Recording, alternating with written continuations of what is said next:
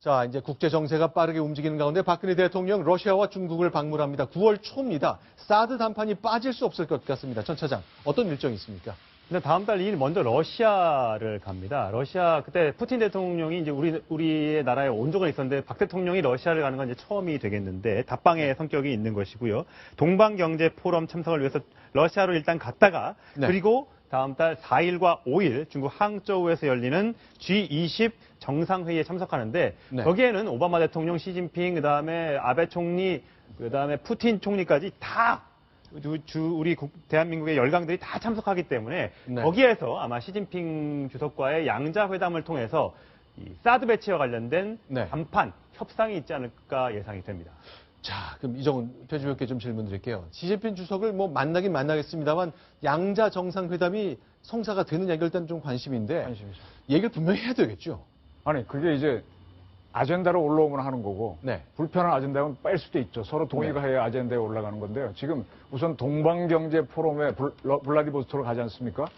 저거는 지금 블라디보스톡은 굉장히 경제 개발이 안 되는 데예요. 그래서 거기를 러시아는 경제 개발 시키고 싶고, 근데 일본은 지원을 안 해주니까 한국 자금으로 하고 싶은 게 러시아의 필요성이고, 우리는 가서 만나서 만나는 것만 해도 사드의 지지를 받는 게 되거든요.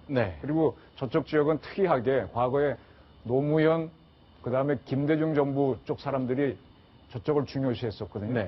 좌파적인 독립운동을 했다고 그러는데 가만히 보면 안중근 의사가 나온 데가 바로 블라디보스토크 연출이 쪽입니다. 따라서 저거를 역사 정립을 다시 하기 위해서 가시는 걸로 보이는데 그렇게 해서 그 의미를 부여하고 그다음에 시진핑하고 만나는데 사드 얘기 하겠다 그러면 하는 거고 그럼 우리는 그때 왜 군사 핫라인 설치한 거 전화 안 받았느냐. 그렇게 하고 이제 넘어가면 되는 거죠. 자, 그런데 결국 대통령이 해외에 나가서 러시아건 중국이건 그 정상들을 만날 때는 국내적 지지만큼 정상 외교에 힘이 되는 것이 없을 겁니다. 그렇다면은 이 성주에서 진통을 겪고 있는 사드 배치 문제가 좀 정리가 되고 최소한 일단락이 9월 초 이전에 좀 됐으면 하는데 전 차장, 어제 국방장관이 성주 내려갔잖아요. 일단 매듭이 좀 되는 분위기는 형성됐다고 하지만 아직 내부 갈등은 남아있는 거죠. 아직까지는 퍼센트지로 따졌을 때는 제3지역이냐 아니면 배치 철회냐 이랬을 때는 철회 의견이 더 많다고 합니다. 어쨌든 오늘 성주 사드 배치 처리 투쟁위원회가 300명 주민들 모아놓고 간담회를 열었다고 합니다. 아직까지는 반대 의견이 많지만 또 일부에서는 이 교통 인프라 구축이나 상수원보 같은 이제 실익을 좀 챙겨야 될 때 아니냐라는 소수 의견도 지금 나오고 있다고 합니다. 이제 이 부분에 이제 조율이 필요할 텐데 오늘 한민구 국방부 장관이 이제 정예브리핑에서 이제 국방부에서 이런 얘기를 했어요.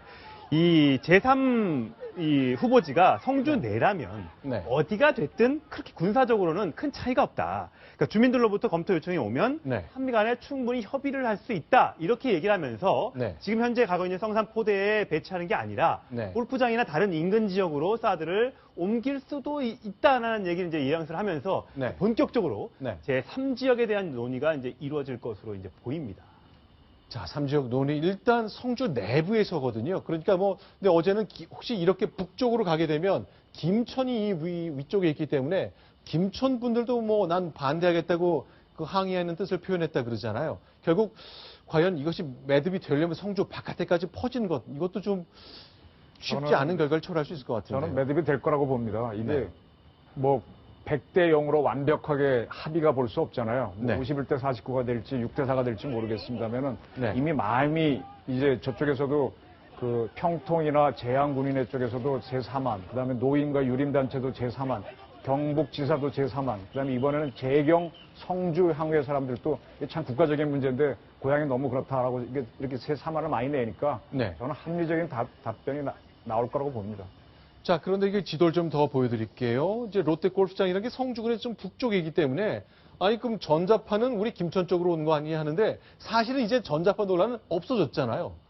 그렇죠. 그러니까 전자파뿐이 아니고 북한군이 그 성주를 먼저 공격한다. 또 김천을 먼저 공격한다. 그래서 안전에 문제가 있다. 이런 논리인 것 같고 현재 김천이 끼어든 것은 아마도 그런 북한군 공격보다는 앞으로 정부에서 보상 문제를 제기할 때 김천도 숟가락 하나 놓으라는 거 아닌가 그런 생각이 듭니다.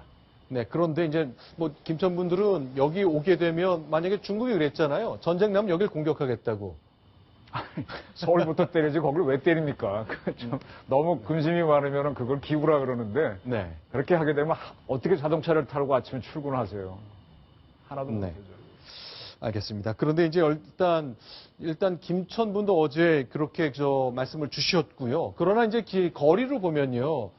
자, 김천의 이제 핵심적인 그 중심지로부터 이제 7km 거리가 되기 때문에 걱정하는 마음 저희가 이해를 할 수 있겠습니다만 이제 하나하나 과학적으로 설명하시면 김천분들도 설명을 좀 이해하시려고 저희 기대를 해봐야 되겠어요. 제가 뭐 추가로 말씀드릴 거는 네.